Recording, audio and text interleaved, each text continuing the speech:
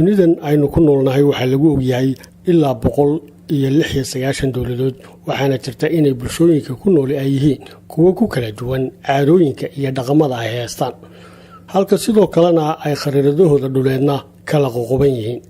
barnaamijkeenana waxaynu ku eegaynaa macluumaad iyo xogo ku saabsan dalalka qaarkood dalka Faransiisku waxa uu leeyahay xilli saacadeedyo kala duwan si la mid ahna dalka Mareykanka waxaa ka jira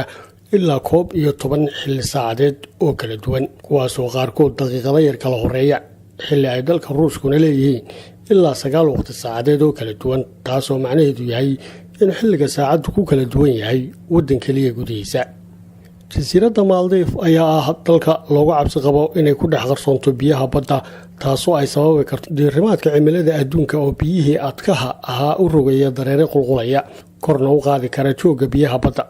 iyadoo jasiiraddu ka sarreyso badda masaafo 1 mitir iyo waxoogaa sentimitir taasoo ka dhigaysa mid ka mid ah mandaqadaha ugu joog hooseeya dunida dalka Canada ayaa ah waddanka ay ku yaalaan harooyinka ugu badan kuwaasoo u dhigma 60% tirada guud ee harooyinka caalamka ku yaala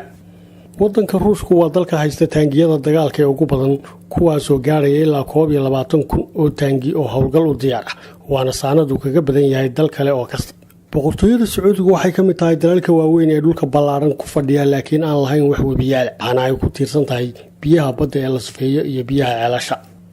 dalka Mongolia waa waddanka ugu ciriiriga yar xagga dadka marka loo eego ee la dhinac dhigo tirada dadkooda iyo qiyaasta masaafada dhulkooda iyadoo 4 qofba ay ku soo hagaagayso 2 kiiloomitir iyo badhul ah tusaale ahaan meelaha ciriiriga dadku ka jiro waxaa ka mid ah Hong Kong halkaas oo gobolka Mekong ay 2 kiiloomitir iyo badh kaliya ku nool yihiin dad ka badan 340,000 oo qof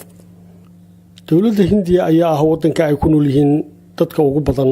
ee shaqada darawaliinta haya dalka Niger ee galbeedka qaaradda Afrika waana dalka ay ku nool yihiin tirada ugu badan ee dadka da'doodu ka hooseyso 15 jirka kuwaasoo tirada guud ee waddanka ka noqonaya 45%. jasiiradda Papua New Guinea ayaa noqotay dowladda lagaga hadlo luqadaha ugu badan iyadoo luqadda Ingiriisku ay tahay luqadda rasmiga ee jasiiraddaasi haddana waxaa taa ku hadli kara oo kaliya dad ka yar 2%.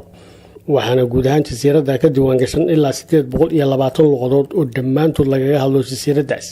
tirada luqadaha oo u dhigmaya 12% totalka guud ee luqadaha caalamka ka jira dowladda Canada ayaa noqotay taa ay ku nool yihiin dadka aqoon-yahanada ee ugu badan iyadoo 50% dadkeedu ay dhaafeen marxaladda tacliinta dugsiyada sare iyadoo dalka Jabaankuna ay ku jiraan kaalinta labaad qiyaastan 45%. gobolka Siberia ee dalka Ruushka waxaa ku yaala 25% kaymaha dhirta ee dunida oo dhan kaymaha oo ku daboolan masaafo ka badan masaaxadda dhulka Mareykanka